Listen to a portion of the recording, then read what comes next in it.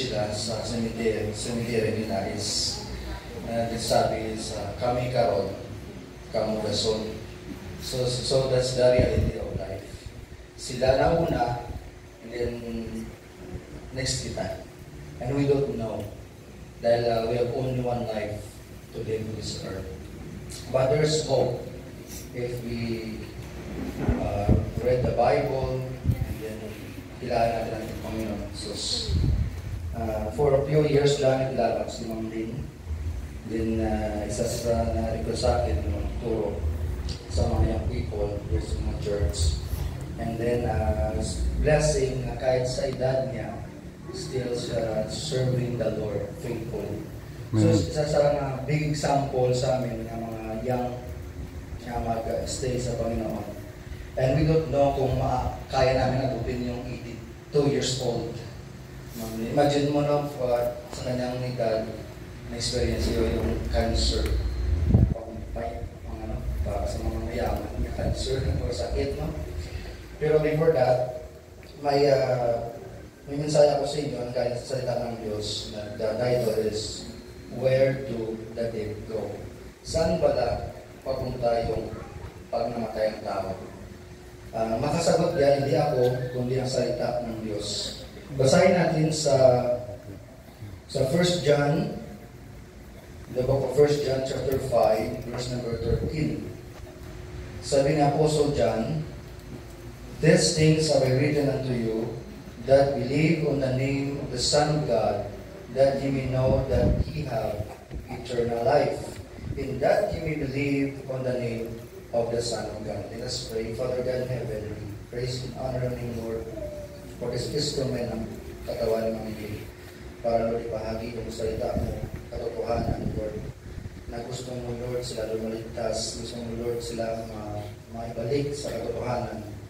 And Lord, bless this, Lord, your word, and be your mouth this evening, and empower your word sa mga tao. In Jesus' name, amen. Amen. Kung sa tao ba, saan ba talaga pumunta yung kaluluwa ng tao pag siya ay namatay? Simple sa mga tao, ang sagot nila is, I don't know. We don't know saan papunta ang pag-tao namatay. Pero ang salita ng Diyos nagsabi dito is, these things I have written unto you. Itong mga bagay na sulat ko sa inyo, kung kayo ay sumampalataya sa pangalan ng anak ng Diyos, diyan lang malalaman na kayo ay may eternal life. And that ye may believe on the name, take note the name of the Son of God. His Son is none other than the Lord Jesus Christ. Jesus means Savior. Tagapagligtas. Kung tao sumampalataya sa pangalan ng anak ng Diyos o Jesus Christ, siya ay maliligtas. Dahil ang tao ay babalik din sa das at ang tao ay babalik din sa lupa pag wala sa Kristo sa buhay niya. And then sabi ni Jesus Christ sa Luke 16:23, "And in hell he lifted up his eyes, being in torments, and seen Abraham afar off, and Lazarus in his bosom." So, sabi ni Jesus sa kanyang salita, si Lazarus namatay pero doon siya sa Abraham's bosom. And then yung rich man naman, mulat niya kanyang mata, doon siya napunta sa hell, sa impyerno. And then, ginasakit siya or sinasaktan dito sa impyerno. Pero ang mga religion, sabi niya, pag ang tao namatay into animal's body or reborn, baga incarnate, mostly sabi ng ibang religion. Pero sa ita ng Diyos, sabi ni David sa 2 Samuel 12:23, 2 Samuel chapter 12 verse 23, "But now he is dead, wherefore should I fast? Can I bring him back again? Can I bring her back again?" Kaya pala natin ibalik si Ma'am Lynn nga sana next 5 years lang bago siya kukunin ng Diyos, di ba? Mostly sa mga anak at mga apo. Sana wag lang hanggang 90 lang bago ginawa siya ng Diyos. Can I bring him back again? "I shall go to him, but he shall not return to me. sabi ni King David, pwede tayo ay pumunta doon kung saan siya. Pero never natin. Hindi natin kaya na ibalik siya sa atin. That's reality of all time. And Apostle Paul or Apostle Peter, for as much as you know that you were not redeemed with corruptible things as silver and gold, from your vain conversation received by tradition from your fathers, but with the precious blood of Christ as of a lamb without blemish and without spot. Sa 1 Peter 1, makita mo, at nabasa natin dito is, sabi ni Peter sa 1 Peter 1 verses 18 and 19, for as much as you know that you were not redeemed with corruptible things as silver and gold from your vain conversation, received by tradition from your fathers, but with the precious blood of Christ, as of a lamb without blemish and without spot. So, mga kaibigan, mga friends and family, na ang tao maligtas at ma-redeem sa kanyang kasalanan. Ito kasi bayad dito ng kasalanan ng death. Kung basahin mo sa Romans 3:23, for the wages of sin is death. Wages of sin is death. Yan ang reality. Di ba, nito sa balita, may bata, may matanda, may mayaman, at may mahirap. Anytime, anywhere, pwede sa buhay ng Diyos. Because hindi natin hawak ang buhay. Baka mamaya tayo naman, baka bukas tayo naman. Because sabi nga ng harap sa Diyos sa Tiki, sila ngayon, kita naman yes. But the question is, saan papunta ang kaluluwa ng tao pag siya ay namatay? Alam ba natin, may liyak na ito. Pero ang Bible nagsasabi, na tayo pag sumampalataya at nagsalig, nagturo kay Jesus Christ, we have eternal life. When you say eternal life, timeless, infinite, everlasting, hindi mo ma-compare ang buhay sa mundo sa glory na reveal ng Diyos. Sabi ng Biblia, Romans chapter 8, verse 18, for I reckon that the suffering of this present time. Yes, si Ma'am Lee nag-suffer siya. That time, I think mga 2 months ago, doon sa ng bahay, bisita kami. Nag-request sa happy siya, bisita. Tapos, mga pagpasalamat, binigay ko na sa kanya. Ma'am Lee, thank you sa ikaw ka-blessing sa amin.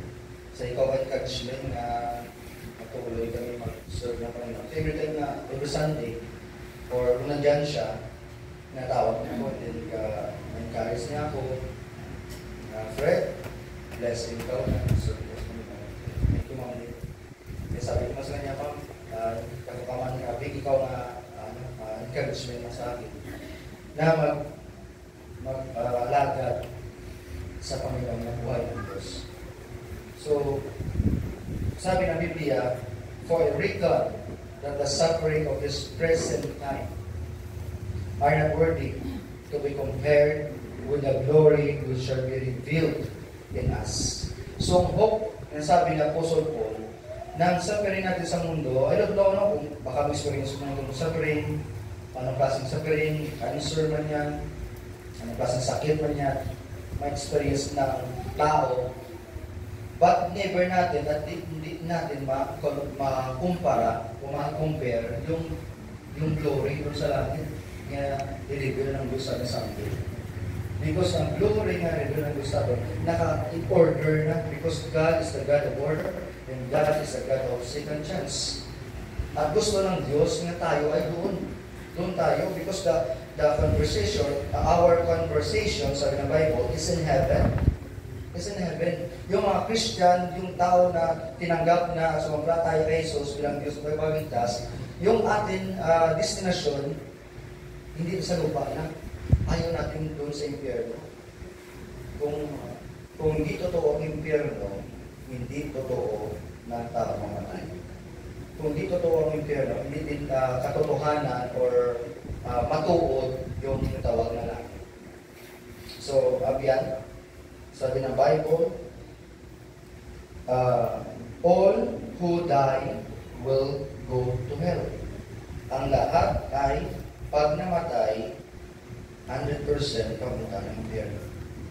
Sa Bradley, paano? Paano ba makapunta ng impyerno? Nothing. Because we are already condemned. Sabi ng Bible sa Romans 3, "They not for all have sinned and come short of the glory of God." And then sa 6:3, "For the wages of sin is," this is nabayaran na. Experience siya na ni Ma'am Lee, yung kabayaran ng kasalanan. From Adam. And then, but the good news is, but the gift of God is eternal life. Through religion, through good works? No. Never be, you will never be gained by good works. By religion, by luhod. Sabi ng Bible, very clear. But the gift of God is eternal life. Through Jesus Christ, our Lord. So, pagin natin yung buhay na walang hanggan, everlasting life, everlasting peace, no suffering, no nights, no more pain, no more crying. Again, sabi ng Bible, through Jesus Christ. So, my friend, bago mo, ilagay yung ulo mo sa ulungan, o sa una, o sa pillow, dapat makadesisyon ka na. Because maraming tao sa mundo, even by experience, makilala ko, napamumot, di ba? Nagkain ng spaghetti. Grabe yun. Kumain ng spaghetti nga. Doon sa Iligaw, may friend akong bata pa sa akin. Imagine mo kumain na ng spaghetti, nagkaroon na kuka sa yan. Yung nakagising, namatay. Iniwan yung asawa niya, iniwan niya yung anak niya maliit.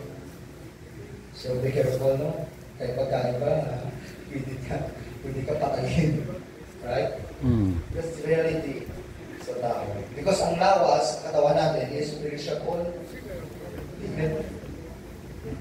Hindi mo ito masabi nga, kahit si Michael Jackson, nagkuha ng 12 nutritionists, scientists, para i-check yung food niya, para yung goal ni Michael Jackson is 150 years old. Kaya nandun na nung tabo. What happened? 50 years old ka na siya naman. Or ano ba, 50 o 51. So hindi mo ma-challenge ang death. But the good news again, eternal life is the gift of God through our Lord and Savior, Jesus Christ. Amen. Ako sa iyo, tanggapin mo. Because it's the opportunity. Itong katawan ni Ma'am Lynn, is the Lord, ito ay isa lang kay instrumento para ibahagi ng salita ng Diyos. Kung mayroon pa desire si Ma'am Lynn, para ibahagi ang salita niya habang siya ay nandito. Katawanan to, yung totoong Ma'am Lynn, doon na sa heaven. Suffering of this present time are not worthy to be compared with the glory which will be revealed in us in heaven. So my friend, accept and believe the Lord Jesus Christ as your Lord and Savior. Because the penalty of sin has been paid by the blood of Christ. But God commended His love toward us in that while we were yet sinners, Christ died for us. Romans 5:8. Christ died for us. Meaning, si Jesus Christ yung naging substitute sa ating kasalanan. Na ay condemned sa hell. Meaning, we were going to hell. But si Jesus yung nagpagitna para ikaw ay hindi mapunta sa impyerno. Para ikaw ay may chance na makapunta sa langit. Tanda natin, 50 years, 60 years, 70 years, or 80 years old, 90 years old, alam ang lifespan ng tao. Hindi namin kaya po 100. Pero sigurado ako, after 100 years, sigurado tayo kailangan. Tama? Imagine mo, 100 years after. Siguro na tayo sa langit pag ikaw ay sumampalataya, tumanggap kay Jesus as your Lord and Savior. Ang kanyang dugo, hugas ng ating mga kasalanan. Hindi kaya ng sacrament, hindi kaya ng tradisyon of Jesus Christ. Jesus is the way, the truth, and the life. No man cometh unto the Father but by Him. Sabi ni Jesus, in my Father's house are many mansions. If it were not so, I would have told you. Kung di ito totoo, I would have told you. I go to prepare a place for you. And if I go and prepare a place for you, I will come again and receive you unto myself, that where I am, there you may be also. John 14, verses 2 and 3. Sabi ni Jesus, sa bahay ng kanyang ama, may mga mansions. Di ba dito sa atin, mas malaki yung mansion, no? Kumpara compare mo sa bahay. Pero sa bahay ng Diyos Ama, mas malaki yung bahay niya. Dahil sa loob ng bahay niya, may mga mansion. Dahil ang bahay ng Diyos is the third heaven. Heaven, place of God. Na hindi maabot ng mata, hindi maabot ng rocket, hindi maabot ng airplane, yung bahay ng Diyos. Pero pwede tayo papasok kung tayo ay may Jesus Christ sa ating mga buhay. Where would you go when you die? Call on the Lord Jesus Christ to save you right now. Please, magkatindog kita. And then, please close your eyes. Ito ay gusto ng Diyos sa atin. Let's pray. Lord, please save me as a sinner. I cannot save myself from hell. Today, I trust Jesus Christ as my Lord and personal Savior. I believe that He died for all my sin and that He alone paid for my sin. Please bring me to heaven when you come again. Thank you for the gift of eternal life that you have given me right now. In Jesus' name, amen.